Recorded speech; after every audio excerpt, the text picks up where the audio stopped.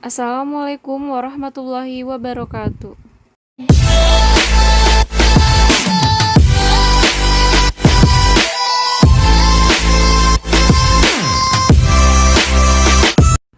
Baik, kembali lagi dalam pembelajaran bahasa Indonesia.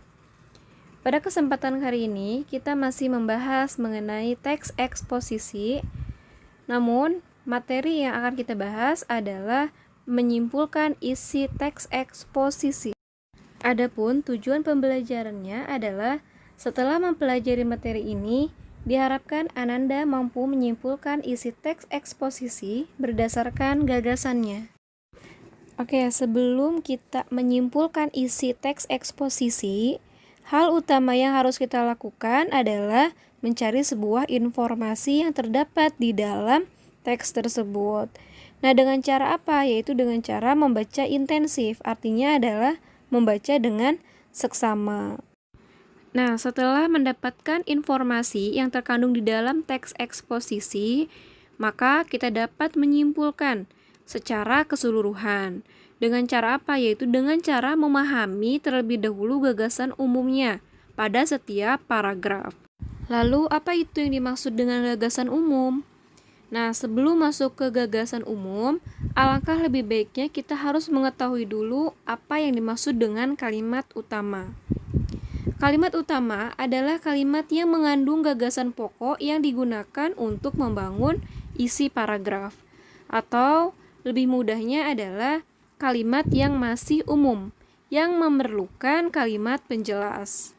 Nah, kalimat utama itu mengandung gagasan umum atau ide pokok yang artinya adalah kalimat yang menjadi inti paragraf di dalam sebuah paragraf. Adapun pola pengembangan dan jenis paragraf teks eksposisi terbagi menjadi 3 macam. Yang pertama adalah pola paragraf umum khusus atau disebut dengan paragraf deduktif, di mana ide pokok atau kalimat utama terletak di awal paragraf yang kemudian diikuti dengan ide-ide penjelas atau diikuti dengan kalimat penjelas. Seperti pada contoh berikut. Narkoba membahayakan bangsa di masa depan. Efek kerusakannya tidak hanya mengenai diri sendiri, tetapi juga orang di sekitarnya.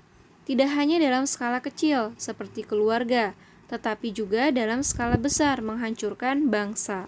Nah, paragraf tersebut, kalimat utamanya terdapat di awal kalimat atau di awal paragraf, yaitu narkoba membahayakan bangsa di masa depan.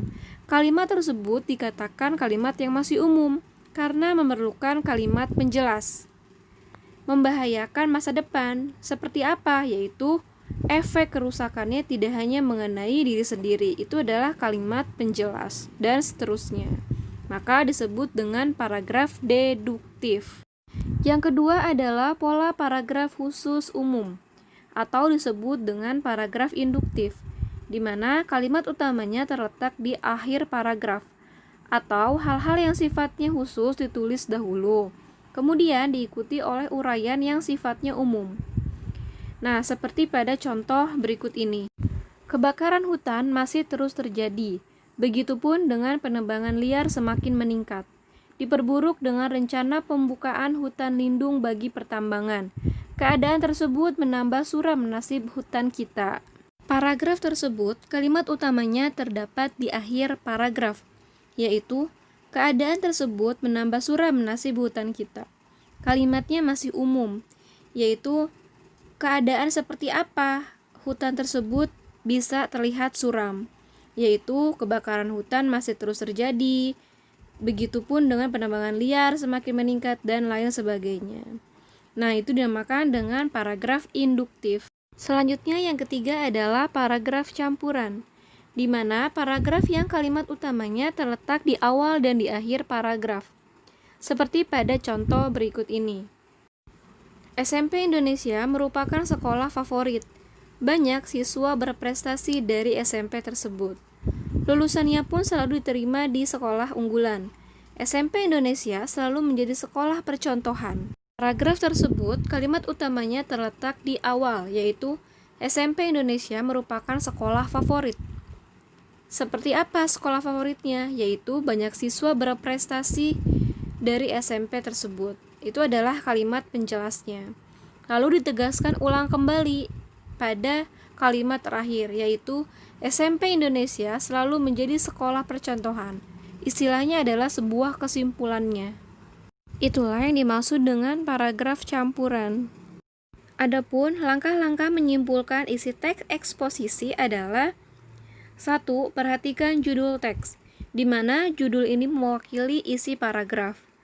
Nah, dengan memperhatikan judul, maka kita dapat mengetahui isi paragraf secara umum.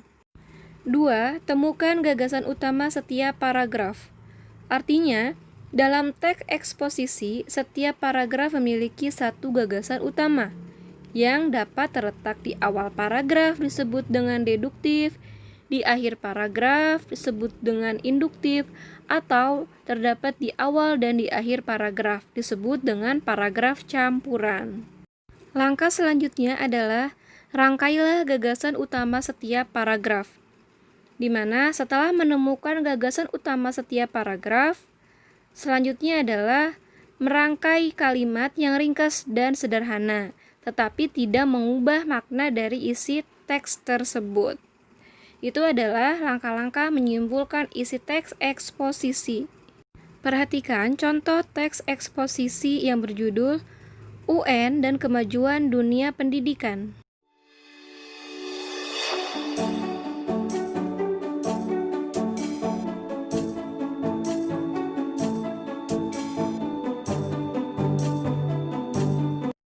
Baik, setelah memperhatikan dan mencermati contoh teks eksposisi yang berjudul UN dan Kemajuan Dunia Pendidikan, terdapat 5 paragraf. Nah, setiap paragrafnya kita harus menentukan gagasan utamanya. Gagasan utamanya, paragraf pertama adalah dampak ujian nasional UN terhadap kemajuan dunia pendidikan tampaknya masih dipertanyakan oleh banyak orang. Paragraf 2, kesibukan siswa menghafal dan terampil mengerjakan soal jelas akan berpengaruh terhadap gaya mengajar seorang guru. Paragraf 3, jika UN dengan model hafalan semacam ini dilakukan secara terus-menerus, dunia pendidikan kita akan sulit melahirkan generasi masa depan yang kritis dan kreatif. Paragraf 4, jika dunia pendidikan kita tidak mengalami kemajuan, tentu akan berdampak buruk terhadap kemajuan bangsa.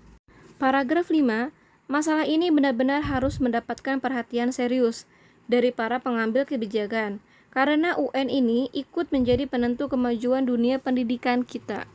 Itulah kalimat utama atau gagasan utama yang terdapat di setiap paragrafnya.